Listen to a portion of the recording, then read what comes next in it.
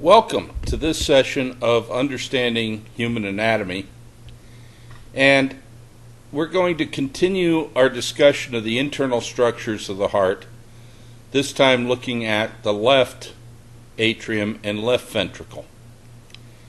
I'm starting with the diagram we ended with when we talked about the external structures, the posterior inferior view of the heart. And I'm going to do the same thing I did with the right atrium, and that is to cut a window out like so. And you notice I'm going through the pulmonary veins so that we can see the veins after we cut the wall open. I need to do some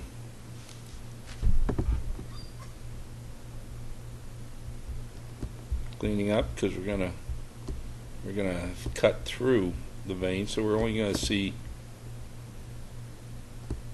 the piece of it here.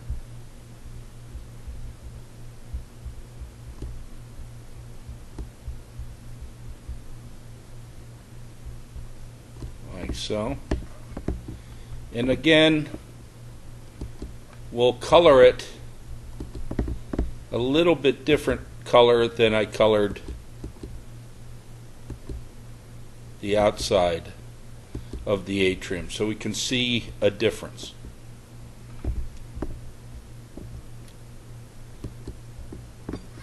Now, the four pulmonary veins are the only veins that open into the left atrium. The left atrium then opens into the left ventricle through the left atrioventricular valve, which is a bicuspid valve, also referred to as the mitral valve.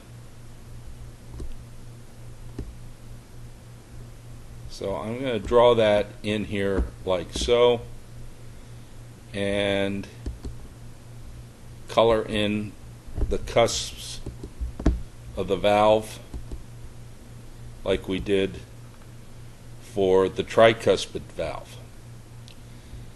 The bicuspid valve is also called the mitral valve. So that's really all there is to the left atrium. It's the same type of muscle, and it's basically a smooth-lined structure. With the exception in the auricles, you get some muscular ridges. Now, looking at the ventricle, and let me draw the ventricle in here. We'll cut a window into the ventricle, and the wall of the ventricle is much thicker over here on the left side. And again, we'll clean up some structures here that will be taken away when you cut open the window.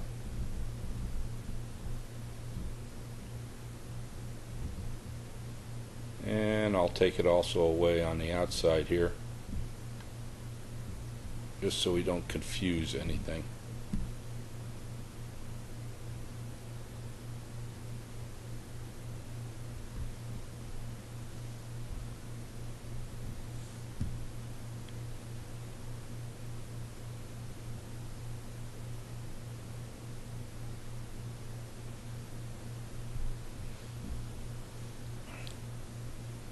And we will color everything in.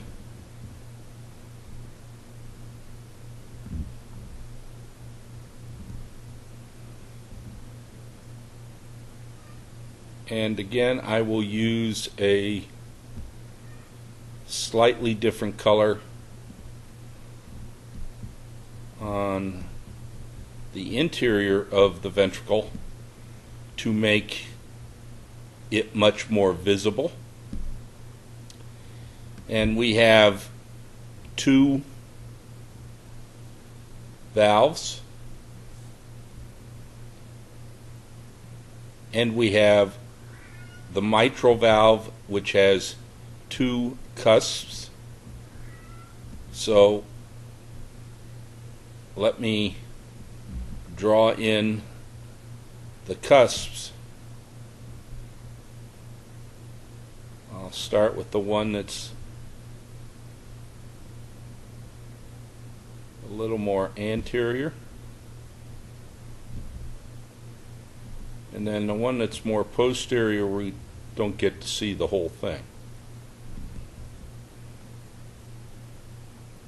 And we'll color those cusps in so that they're easily seen, like so. Like we had on the right side, there are papillary muscles here in the left ventricle, except we only have two of them. In other words, there's one papillary muscle for each cusp.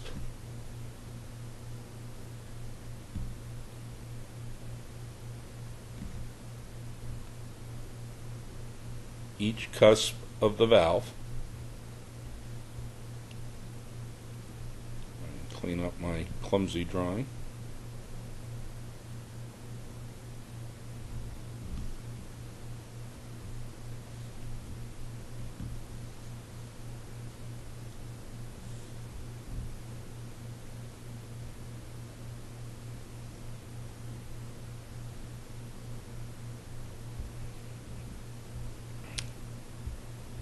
And I'll color in my mistakes first to hide them. And then we'll color in the papillary muscles, the same colors we used for the wall. And again, we're going to have chorda tendineae on this side.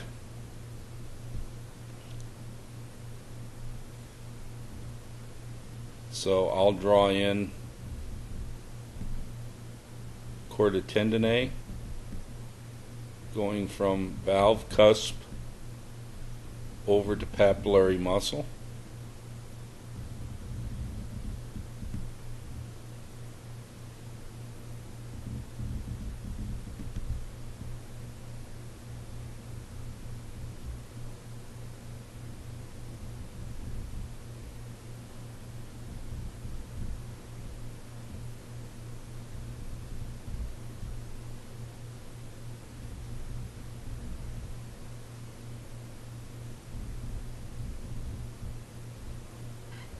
Like so.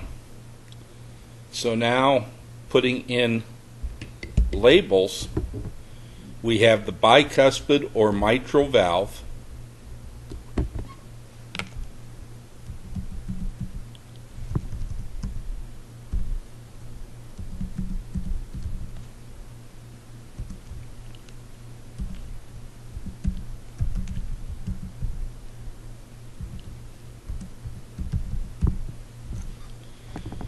and the mitral valve is named because when the valve is closed, the two cusps coming together take on the appearance of a bishop's hat, which is a mitre.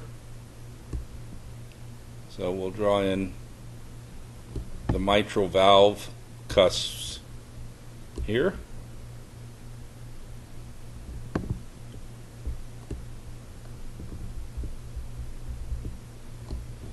We have chorda tendineae,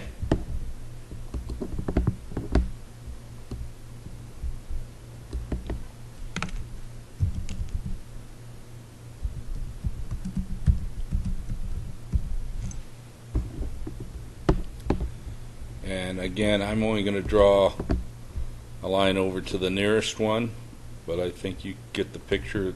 All those lines are chorda tendineae.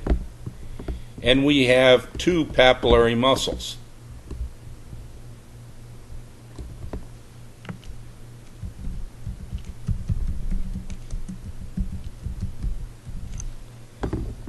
So since we only have two flaps, two cusps of the valve, we only need two papillary muscles.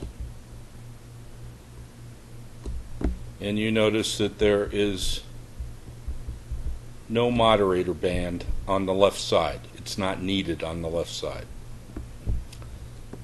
Please note that the wall of the left ventricle is about 3 times thicker than the wall of the right ventricle. The left ventricle has to produce roughly 3 times the amount of force as the right ventricle. They're pumping the same amount of blood, but the left side is pumping out to the whole body, which is a huge distance and a huge amount of resistance to overcome, whereas the right side is pumping only over to the lungs, a much shorter distance, so it doesn't take as much pressure to drive the blood to its location. The left ventricle pumps blood into the aorta, and we have a cut section of the aorta here, and I'll draw in the aortic semilunar valve.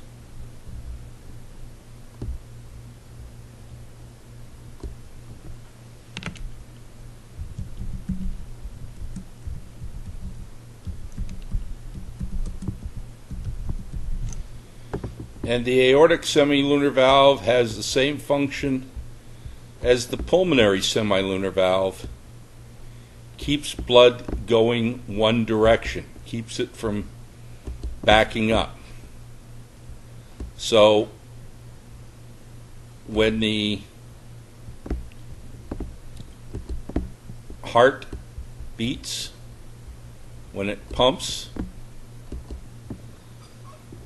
the left ventricle pushes the blood out through the aorta, and then when the ventricle relaxes, the blood wants to come back into the ventricle, and the aortic semilunar valve prevents that return of blood, keeps it going out towards the body.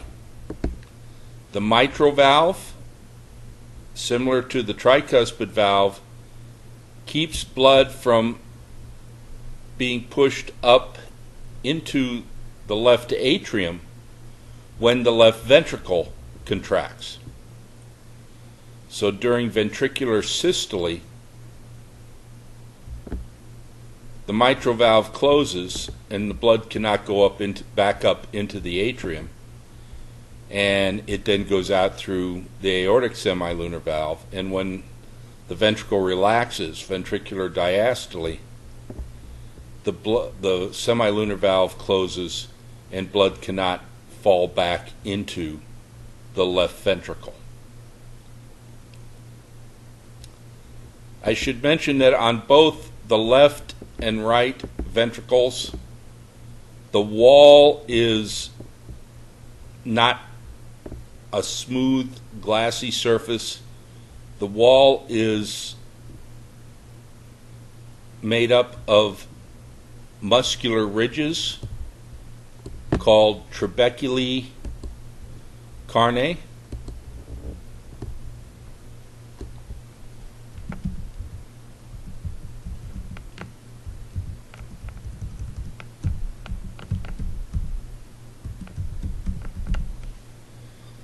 And I haven't drawn them in, but just so you see the name, the term. And you would see this looking at the inner surface of both the left and right ventricles.